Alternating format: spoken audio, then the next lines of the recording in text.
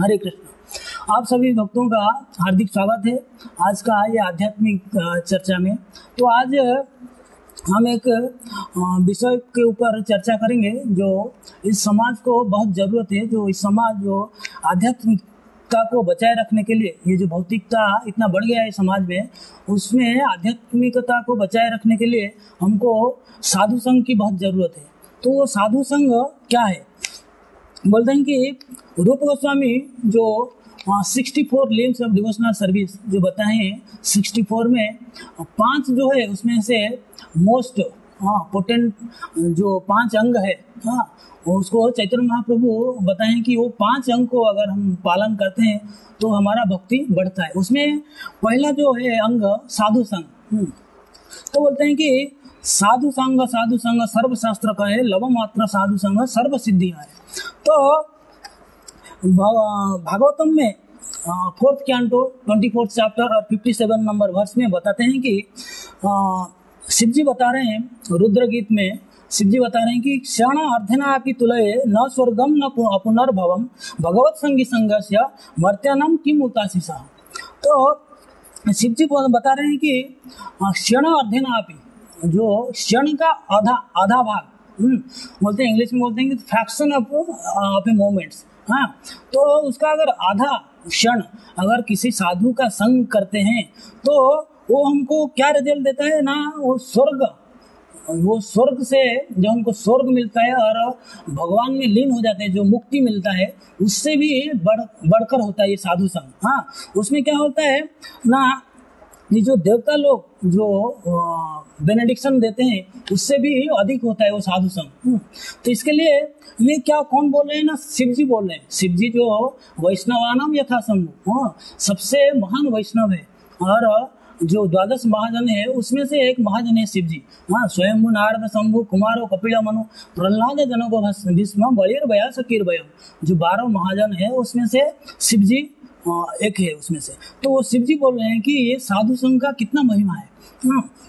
तो ये साधु जो है वो पारस मणि की तरह एक काम करते हैं। जो जैसे पारस मणि एक लोहा को टच करते हैं, करवाते हैं तो लोहा सोना बन जाता है, ऐसे ही अगर साधु किसी के कोई साधु के संस्पर्श में आता है तो वो भक्त बन जाता है। तो ऐसे ही जैसे एक आयरन रॉड को किसी आग में रखते हैं तो कुछ समय के बाद वो लाल हो जाता है और वो आग जैसा परिवर्तन हो जाता है। तो ऐसे ही साधु के संग में जो आते हैं वो भक्त बन जाते हैं।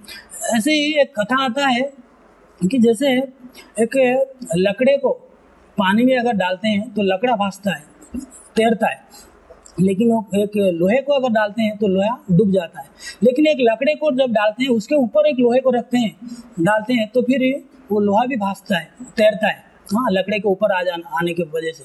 इसके लिए वो लोहे का संग, ये लकड़े का संग करता है लोहा, इसके लिए लोहा भी तैरता रहता है। ऐसा ही एक स्टोरी आता है कि एक चोर रहता है, एक छोटा मोटा वो चोरी करता रहता है।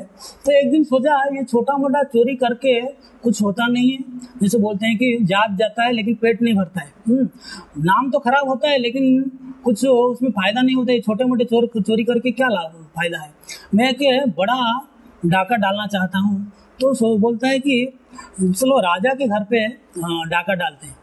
तो उस समय क्या हुआ है कि राजा सभी साधु संतों को बुलाया उनके घर पे कि उनको दान दक्षिणा देगा, उनको भोजन करवाएगा और उनका ट्रेजरी खुला रखता है कि सब साधुओं को बुलाता है। तो ये चोर उसी मौका का फायदा उठाने के लिए चोर क्या करता है, वो साधुओं के साथ मिलके वो सैफ्रॉन पहन लेता है और टकला हो जाता है, साधुओं जैसा व्यवहार करके उनके साथ चलता है। तो साथ में जब चलते हैं रास्ते में तो साधु लोग क्या करते हैं, अपने भगवान का चर्चा करते रहते हैं। मच्चिता मद्गत प्राणा बुधयन्ते परस्परम कथयन्तश्च मां नित्यं तुष्यन्ति च रमन्ति च। तो रास्ते भर में भगवान के बारे में चर्चा करते रहते हैं। ये चोर क्या करता है, वो सब सुनता रहता है, सुन के उनके साथ जाता रहता है। तो जब वो राजा के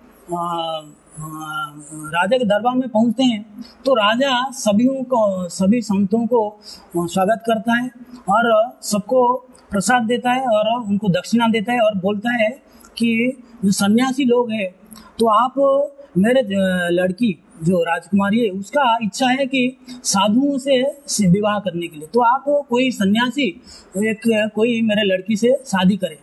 तो सन्यासी लोग बोलते हैं कि हम तो सन्यासी हैं, हम कैसे शादी करेंगे, हम तो भक्ति कर रहे हैं, सब कुछ छोड़ के वैराग्य ले लिए हैं, तो हम कैसे शादी करेंगे। तो सन्यासी लोग चले जाते हैं, बाकी बचते हैं ब्रह्मचारी लोग। तो ब्रह्मचारियों को भी बोलते हैं राजा कि आप कोई मेरे लड़की से शादी करें, लेकिन ब्रह्मचारी लोग बोलते हैं कि हम ब्रह्मचर्य व्रत का शपथ लिए हैं, तो हम शादी नहीं कर सकते क्योंकि ये शादी हमको नहीं चाहिए। तो ये ब्रह्मचारी लोग भी चले जाते हैं, बाकी बचते हैं ये चोर जो साधुओं के वेश में है। तो राजा बोलते हैं ब्राह्मण श्रेष्ठ, आप मेरे लड़की से शादी करिए। तो वो चोर बोलता है कि हे महाराज, मैं एक्चुअली एक चोर हूँ और आपके घर पे चोरी करने के लिए मैं आया था, लेकिन साधु बन के आया था, लेकिन साधुओं के साथ में रह के आते आते रास्ते में इतना सब सुनने के बाद मेरा हृदय परिवर्तन हो गया है और मुझे ये सब राज गद्दी और ये धन संपत्ति, ये नारी, ये सब में किसी में इंटरेस्ट नहीं है और ये सब क्षणिक है। ये जो भौतिक संसार है दुखमय है, मुझे भौतिक संसार का रियलिटी जो है मुझे पता चल गया है, इसके लिए मुझे ये सब कुछ नहीं चाहिए। मैं अभी ये साधुओं के साथ ज्वाइन कर जाता हूँ फुल टाइम, आज ए फुल टाइम डिवोटी। तो देखिए ये थोड़े से साधु संग जो मिलता है तो एक चोर को भी भक्त बना देता है। तो ये साधु संग का कितना महिमा है। तो ऐसे ही कपिल देव भगवान बोलते हैं कि देवती माता जी को कि सतम प्रसंगान ममवीर्य संविदो भवंती हृत्कन्न रसायन कथा तज्जो सणादसो अपवर्ग वर्तमनि श्रद्धा रतिर भक्ति अनुक्रमिष्यति। बोलते हैं कि जब साधुओं के साथ संग होता है, हाँ, तो वो क्या होता है, भगवान के बारे में चर्चा होता रहता है और वो चर्चा जो है अपने कान को और हृदय को बहुत आनंद देता है। और उसमें से क्या होता है ना, अपवर्ग वर्तमनि, उसमें मोक्ष कामना उसका जो है वो पूर्ण होता है और उसमें श्रद्धा, रति, आसक्ति और भक्ति बढ़ता है, उसका भक्ति में मन लगता है। इसके लिए कपिल देव भगवान अपना माता को बोलते हैं कि आप श्रवण करो, हाँ, भगवान का भक्तों का संग करो, हाँ, को तो कैसे संग करेंगे ना, बोलते हैं कि भगवत गीता में तद्विधि परिनिपाते हैं ना परिप्रश्न न स्वय सेवया उपदेक्षन्ति ते ज्ञानम ज्ञानिनम तत्वदर्शिना। तो किसी भक्त के पास जाके विनय पूर्वक उसको प्रणाम करके, हाँ, उसको सेवा करके और उनको प्रश्न पूछना चाहिए। तो वो हुआ साधु संग। जैसे साधु संघ का क्या प्रभाव है, साधु संघ क्यों करना चाहिए। जैसे भक्तों का संग अगर हम करेंगे, हमारा जो भक्ति वो और इजी हो जाता है। जैसे आप जानते होंगे, जैसे मुंबई का लोकल ट्रेन में स्टेशन में कितना भीड़ रहता है, आप खाली उधर खड़े हो जाओ, कौन से डब्बे में आपको चढ़ना है, आपको खाली खड़े हो जाइए और आपको ज्यादा कोशिश करने की जरूरत नहीं, आपको अपने आप ट्रेन के अंदर घुसा देते हैं लोग धक्का मार के। और उतरना है ऐसे ही, आपको किधर उतरना है, आप खाली गेट के पास आ जाइए, आपको उतार देते हैं वो लोग धक्का मार के। मतलब ऐसा इतना भीड़ रहता है। वैसे ही अगर भक्तों के साथ आप रहेंगे तो आपको कुछ ज्यादा कुछ करने की जरूरत नहीं, क्योंकि भक्त लोग भक्ति ही करते हैं, प्रसाद खाते हैं, हाँ, भगवान के बारे में चर्चा करते हैं, आपको खाली उधर रहना है उनके साथ, तो ये सब अपने आप स्पॉन्टेनियसली हो जाता है। तो इसके लिए बोला गया है कि भक्तों का संग कितना जरूरी है। जैसे एक वीडियो आया था व्हाट्सएप में, किसी बेस में एक चोर चोरी करने आया था और वो तब भी चोरी कर रहा था, पकड़ा गया और तुरंत लॉकडाउन घोषणा किया गया। तो लॉकडाउन हो गया तो चोर को उधर रहना पड़ा। वो कुछ दिन रहते रहते उनके साथ क्या करेगा, वो करते करते धीरे धीरे वो सब कुछ छोड़ दिया, उसका जो गलत आदतें सब कुछ छोड़ दिया और धीरे धीरे भक्त बन गया, और टकला होके और आरती कर रहा है। वो ऐसा एक वीडियो आया था, कोलकाता इस्कॉन वाले बनाए थे। तो ये साधु भक्तों का संगति का इतना प्रभाव है। तो भगवान को अगर प्रसन्न करना है तो बोलते हैं कि भगवान का भक्तों को प्रसन्न करना चाहिए। भगवान बोलते हैं कि जो मेरा डायरेक्ट भक्त बोलता है कि मैं भगवान का डायरेक्ट भक्त हूँ, वो मेरा भक्त नहीं है। जो मेरा भक्तों का भक्त है वो मेरा भक्त है। भगवान बोलते हैं कि अम्बरीश महाराज और अमरीश महाराज का जो चरित्र में बोलते हैं कि अहम भक्त पराधीन ही अस्वतंत्र ही देवद्वेज साधव ग्रस्त हृदय भक्त भक्तर जनप्रिय। मैं अहम भक्त पराधीन, मैं भक्तों का अधीन हूँ। हाँ, मैं अस्वतंत्र हूँ, स्वतंत्र नहीं हूँ। हाँ, साधव ग्रस्त हृदय, साधु लोग मेरे को कंट्रोल करते हैं। और भक्त भक्तर जनप्रिय, मैं भक्तों का भक्त, उनका मैं प्रिय हूँ। वो अमरीश महाराज का स्टोरी में बता रहे हैं।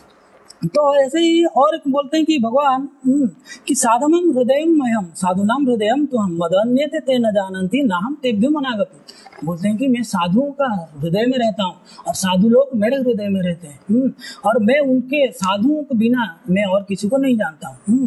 तो इसके लिए हमारे आचार्यगण लिखते हैं कि कृष्ण से तुम्हारा कृष्ण दीते पारा तुम्हारा सकती अच्छे आमी तो कंगाल कृष्ण कृष्ण बोली धाए तब पाछे पाछे। तो बोलते हैं कि कृष्ण आपका है, साधु भक्तों को बोलते हैं कि कृष्ण आपका है, आप ही कृष्ण को हमको दे सकते हैं, और हमारे पास कुछ नहीं, हम ही तो कंगाल है, हम आपके पीछे पीछे दौड़ रहे हैं। और बोलते हैं कि तुम्हारे हृदय सदा गोविंद विश्राम, गोविंद कहे न मरा वैष्णव पराण। बोलते हैं कि आपके हृदय में हमेशा गोविंद वास करते हैं, और गोविंद कहते हैं वैष्णव जो है मेरा प्राण है। तो इसके लिए और कपिल भगवान भी बोलते हैं कि अपने माता को कि प्रसंगम अजरम पासम, प्रसंगम अजरम पासम आत्मनो कवय विदु स्वयं साधु सुकृत मोक्ष द्वारम अपावृतम। बोलते हैं कि ये आसक्ति जो है, ये आसक्ति तो रहेगा, लेकिन उस आसक्ति को अगर हम स्वयं साधु सुकृत, उसको अगर साधुओं के प्रति कन्वर्ट कर देते हैं, डाइवर्ट कर देते हैं, तो मोक्ष द्वारम अपावृतम, वो मोक्ष का द्वार खोल देता है।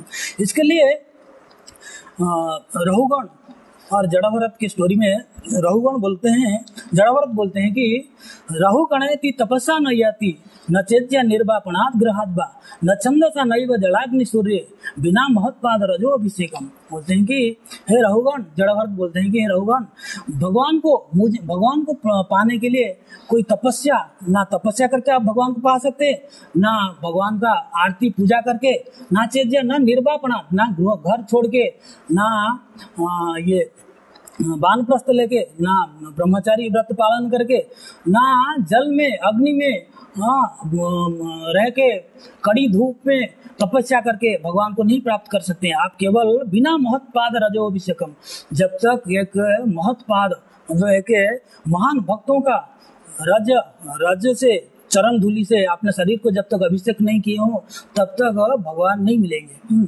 इसके लिए भगवान का शुद्ध भक्त जो भक्त है उनका सेवा, उनका संग करना कितना महत्वपूर्ण है।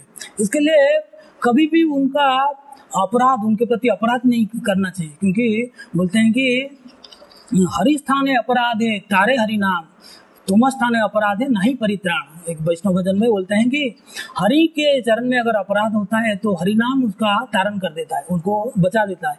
लेकिन जब एक वैष्णव के चरण में अपराध होता है तो उसका कोई सल्यूशन नहीं है, उसको कोई नहीं तार सकता है। इसके लिए वही जड़ाभरत और रहुगण के कन्वर्सेशन में रहुगण बोलते हैं कि नाहम विषां के सुरराज वज्रा नत्रक्ष शूलान यमस्य दंडात नाग्नि अर्को सुमनील पवित पास्त्राज संके विश्राम ब्रह्मकूल अवमाना। बोलते हैं कि रहुगण बोलते हैं कि मुझे ना हम विषां के सुरराज वज्र, ना मुझे डर है यमराज का दंड, ये इंद्र का वज्र को डर है, ना शिव जी का त्रिशूल, नात्रक्ष शूलान यमस्य दंडात, ना यमराज का दंड को डर है, ना अग्नि अर्क सुमनील पवित पास्त्राज, ना अग्नि अर्क और चंद्र व अनल और भीतर और यक्ष जो कुबेर जी, इन किसी को डर नहीं है। मुझे केवल जो वैष्णव अपराध, वैष्णव के चरण में अगर कुछ अपराध हो जाए उसको बहुत डर है, ना इसको ये सब किसी को डर नहीं है, केवल वैष्णव अपराध को मुझे डर है। इसके लिए वैष्णव के प्रति अपराध जो है, जैसे बोलते हैं कि हाथी माँ, जो एक पागल हाथी एक गार्डन में घुस जाता है तो वो सब तोड़ फोड़ कर देता है। ऐसे ही अगर हम वैष्णव अपराध करते हैं तो हमारा भक्ति का सर्वनाश हो जाता है। बोलते हैं कि अगर हम किसी एक पंडित ज्ञानी व्यक्ति के साथ चलते हैं तो हम ज्ञानी लोग हमको ज्ञानी बोलते हैं। अगर किसी दुर्जन के साथ हम चलते हैं तो हमको तो दुर्जन ही बोलते हैं, लेकिन हमारा पूरा जीवन नष्ट हो जाता है। इसके लिए असत बोलते हैं कि चैतन्य महाप्रभु बोलते हैं कि असत संग त्याग यही वैष्णव आचार।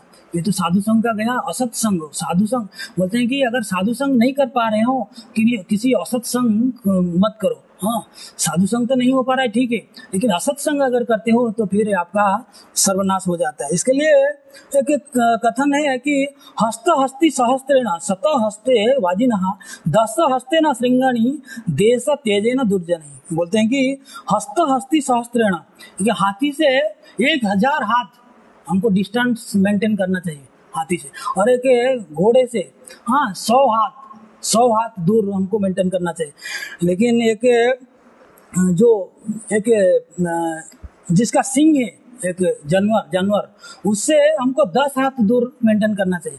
लेकिन एक जब दुर्जन उससे कैसे कितना दूर मेंटेन करना चाहिए? एक देश का मेंटेन करना चाहिए, एक देश का दूरी मेंटेन करना चाहिए, क्योंकि इतना दुर्जन इतना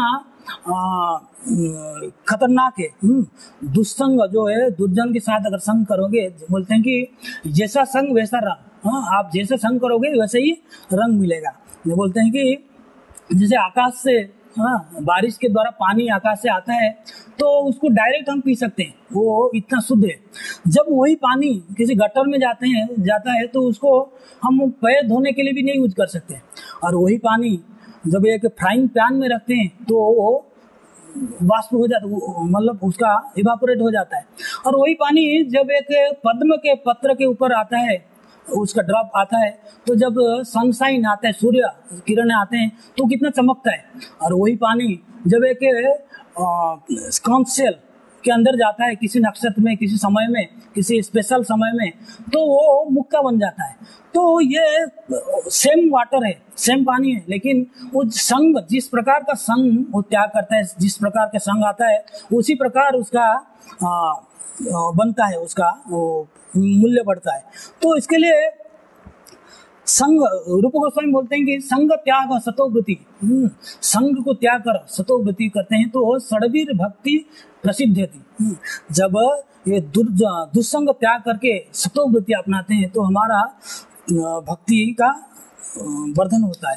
तो जब गलत संग होता है, जैसे रामायण में कैकेयी की बात की जाती है कि कैकेयी बहुत प्रेम करते थे रामचंद्र जी को, भगवान को, लेकिन जब मंथरा के संग में आते हैं तो वो अपने सुख के लिए मंथरा का कुचक्रण, जब उसका मंथरा का संग करते हैं तो वो भगवान राम को वनवास भेज देते हैं और ईर्ष्या करने लगते हैं।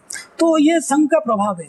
तो इसके लिए बोलते हैं कि जब अगर आप घर पे रहते हैं, अगर आपको सही संग भक्ति करने के लिए अगर संग बराबर संग प्राप्त नहीं हो पा रहा है, भक्ति में अनुकूल नहीं है घर, और भक्ति में सब लोग सपोर्ट नहीं कर रहे हैं, तो आपको घर त्याग कर लेना चाहिए।